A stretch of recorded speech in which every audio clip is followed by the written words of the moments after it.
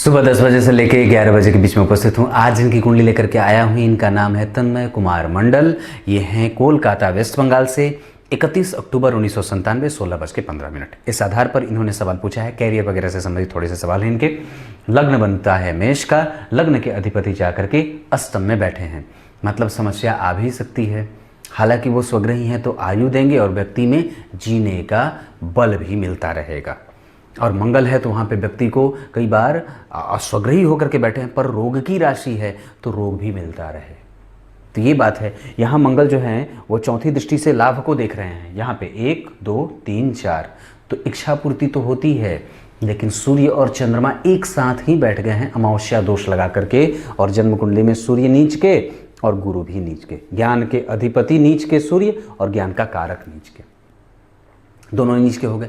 अब शुक्र को देखिए तो जन्म कुंडली में सप्तम का अधिपति होकर के भाग्य में बैठा है। विवाह के बाद की स्थिति बड़ी अच्छी। नवमांश कुंडली भी वर्गोत्तम लग्न की बनती है। इस कुंडली में जितनी भी समस्याएं मैं देख रहा हूं, एक तरफ रख दो आप और दूसरी तरफ आपकी कुंडली का वर्गोत्तम लग्न। अकेले इसमें इतनी कुवत है कि आपको दे सकती है। आप कितना भाग सकते हो? भागो भागो। क्योंकि जन्म कुंडली में 11 नंबर की जो राशि बनी है वहां का अधिपति 12 में बैठा है। ये थोड़ा हीन बनाता है, बुद्धि थोड़ी कमजोर हो सकती है, चापलूस हो सकते हो, निर्णय लेने में परेशानी भी होती है क्योंकि चंद्रमा बुध सूर्य के साथ बैठे हैं। जन्म कुंडली में गुरु नीच के हैं तो आध्यात्मिकता का भाव है, लेकिन वो कई बार दिखावा ज्यादा कर दे। गुरु नीच के हैं तो बुद्धि को बदलने की आवश्यकता है। गुरु को ठीक करिए। उसको कैसे कर सकते हैं? मंदिर जाइए, धो दीजिए। प्रत्येक दिन किसी मंदिर को पकड़ लीजिए और वहां पे जाकर के उनको धोने का काम शुरू कर दीजिए। कृतज्ञता का भाव रखिए। पंचमेश नीच के हो जाते हैं तो व्यक्ति स्वार्थी हो जाता है। यश तो देंगे लेकिन मंगल मेहनत करने के बाद, क्योंकि लग्न के अधिपति अष्टम में बैठ करके यश, कीर्ति, सम्मान और इच्छा पूर्ति के भाव को देख रहे हैं। राहु यहां सूर्य की राशि में बैठा, ये ठीक नहीं है। तो प्रेम पहले जीवन में लाना ही होगा। अपने जीवन के अंदर प्रेम और समरसता का भाव रखिए। स्वार्थी न बनिए, ईर्ष्यालु न बनिए। आप मेष के हैं, मंगल अष्टम में बैठा है, संभव है दूसरों के बल को देख करके आपको जलन नहीं होना आवश्यक है। जन्म कुंडली में शुक्र लग्न में बैठा है, दाम्पत्य अच्छा देख रहा हूं। जन्म कुंडली के चतुर्थ स्थान के अधिपति गुरु चंद्रमा सूर्य के साथ अमावस्या दोष में, यहां भी और यहां भी। अमावस्या दोष जब लग जाए तो व्यक्ति की कुंडली में मन की समस्या गंभीर हो जाती है और फिर वो बड़ी संशय में रहने लगता है, छोटी छोटी बातों पे परेशान होने लगता है, मन को प्रतिकूलता का डर सताने लगे। और शनि की दशा जब चले, और मेष लग्न की कुंडली के लिए शनि बहुत अच्छे होते भी नहीं है। दशम और एकादश में भाव के अधिपति ये दोनों बहुत मतलब कैरियर के दृष्टिकोण से प्रैक्टिकल माइंडेड और प्रैक्टिकल माइंडसेट का व्यक्ति को बनाने में ज्यादा भरोसा करते हैं। एकादश में भाव के अधिपति होकर के 12वें चले गए, नीचा विलासी हो रहे हैं, ये ठीक नहीं। और जन्म कुंडली में 12वें का अधिपति नीच का हुआ है।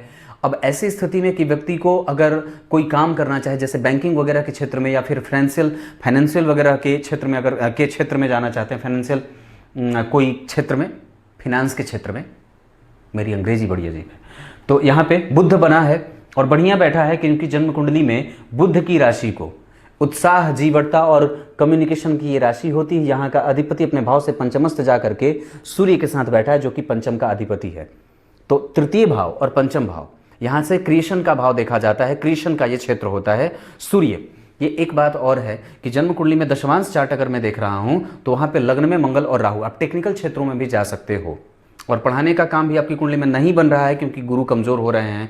नवमांश में भी वो 12 में जा रहे हैं। इस क्षेत्र के आधार पर अगर मैं जो देख रहा हूं तो बुध और चंद्रमा का एक साथ आना, और बुध और जन्म कुंडली में चंद्रमा अगर देख रहा हूं, पहले अपने बुध को और पहले अपने प्रभावों में जो है गणेश जी की स्तुति को तीव्र करिए।